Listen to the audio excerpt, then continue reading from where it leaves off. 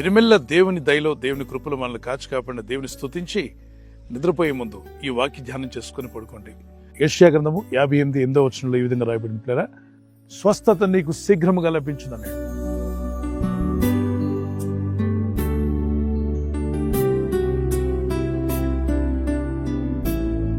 శీఘ్రం అనే మాట ఎక్కువగా తమిళ్లో మనం వింటూ ఉంటాం. శీఘ్రమే వాంగ, శీఘ్రమే పోంగ అంటే వెంటనే, వెంటనే నీకు స్వస్థత కలుగున అర్థం. దేవుడు నిన్ను స్వస్థపరచాలని ప్రభు కోరుతున్నాడు. అయితే ఆ స్వస్థత పొందాలి, విడుదల పొందాలనుకున్నప్పుడు ఈ విషయాన్ని మర్చిపోవద్దు. ఏంటది? పేదల పట్ల ఎలా ఉన్నావు? కనికరం ఉందా? దిక్కులేని వారిని చూసి ఎగతాళి చేస్తున్నావా? వారిని బాధిస్తున్నావా? అలాంటి మనసు కలిగి ఫాస్టింగ్ ప్రేయర్ చేసి ప్రయోజనం లేదు. మరి యెషయా గ్రంథం 58:8 వచనంలో ఈ విధంగా రాయబడింది, నీ ఆహారం ఆకలిగొన్న వారికి పెట్టుటయు, నీ రక్త సంబంధికి ముఖము తిప్పుకున్నటయు, దిక్కుమాలిన బేదలను నీ ఇంట చేర్చుకున్నటయు, వస్త్రహీనుడు నీకు కనబడినప్పుడు వానికి వస్త్రములిచ్చుటయు, ఇదే కదా నాకు ఇష్టమైన ఉపవాసము.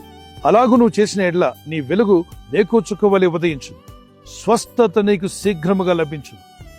ఆయనకి ఇష్టమైన ఉపవాసం గురించి మాట్లాడే ముందు మీరు ఉపవాసం ఉంటారు, తర్వాత గుద్దులాడతారు, కొట్లాడుకుంటారు, మీ పని వారితో కష్టమైన పనులు చేయిస్తారు, మీరు వ్యాపారాలు ప్రయాణాలు చేస్తుంటారు. అది నాకు ఇష్టమైన ఉపవాసం కాదు. ఒకడు తన శరీరమును అలా శ్రమ పెట్టుకోవడం దేవుని చిత్తము కాదు అంటున్నాడు. ఒక దగ్గర ప్రభు అంటాడు, మీరు ఉపవాసం చేయించున్నారు కానీ మీ కంఠధ్వని ఎక్కడ వినబడుతుంది? కాబట్టి ఉపవాసం చేయనప్పుడు మన కంఠధ్వని పరమందున్న దేవునికి వినబడేలాగా ప్రార్థన చేయాలి. ఉపవాసం ఉన్నప్పుడు ఖచ్చితంగా ప్రార్థన చేయగలిగితేనే ఉపవాసం ఉండాలి. ప్రార్థన చేయడానికి టైం లేదు, బైబిల్ చదవడానికి టైం లేదు, కానీ నేను ఉపవాసం ఉంటాను. ఉపవాసం వల్ల ఎవరికి ప్రయోజనం? దేవుడు అంటాడు, అటు ఉపవాసంలో నాకు ఆనందం లేదన్నాడు. కనుక మీరు ఉద్యోగానికి వెళ్తున్నారా? అయితే ఖచ్చితంగా భోంచేసి వెళ్ళండి. పని ముగించుకొని వస్తారా ఇంటికి? సాయంకాలం మీకు ఖాళీగా ఉంటుందా? నైట్ ఫాస్టింగ్ చేయండి. దేవుని భక్తులు విశ్వసించి ప్రార్థిస్తున్న మనం ఉపవాస ప్రార్థనలో పాల్గొనడం మంచిదే. ఈ లేఖనాన్ని పాటిస్తున్నప్పుడు ప్రభువైన దేవుడు శీఘ్రముగా మీకు స్వస్థతనిస్తాడు. Immediately may God heal you and bless you and set you free. ప్రార్థన చేసుకుందాం. పరిశుద్ధమైన మా ప్రియ తండ్రి, నీ ప్రజలు నీ వాక్యమును గ్రహించిన వారై నూరంతలుగా ఫలించులాగున నీ చిత్తానికి లోబడే మనస్సు నీ ప్రజలకు దయచేయండి. నీ చిత్తం నెరవేర్చే కృప మాకు దయచేయండి. నీ ఉద్దేశాలు మా పట్ల నెరవేర్చండి. అద్భుతమైన ప్రణాళికలు కలిగి ఉన్నావు.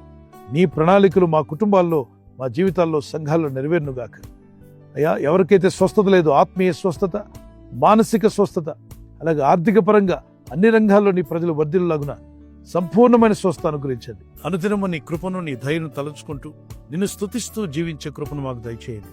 మీ రెక్కల చోటను మమ్మల్ని కాచి కాపాడారు, ఇక ముందు కూడా మమ్మల్ని కాపాడబోతున్నారు. ఈ రాత్రి నెమ్మదితో పండుకొని సురక్షితంగా కాపాడబడినట్లుగా నీ అగ్ని కంచి వేసి మమ్మల్ని కాపాడండి.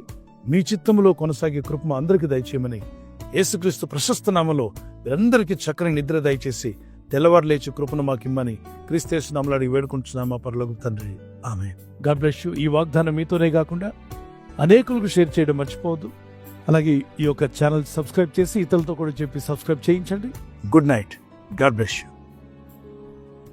ఈ ఛానల్ను మీరు సబ్స్క్రైబ్ చేసుకొనుట వలన 2 పనులు జరుగుతున్నాయి. 1, బీదలకు, అనాథలకు ఈ ఛానల్ ద్వారా సహకారము అందించడం జరుగుచున్నది. 2, సువార్త జరుగుచున్నది, ఆత్మలు రక్షించబడుచున్నాయి. మనము సబ్స్క్రైబ్ చేసుకొనుట ద్వారా అందరికీ సహాయం చేస్తున్నవారమవుతున్నాము. ఖచ్చితంగా ఈ యూట్యూబ్ ఛానల్ను సబ్స్క్రైబ్ చేసుకుని బెల్ బటన్ను క్లిక్ చేయండి. మీకు వెంటనే మెసేజెస్ పంపబడతాయి.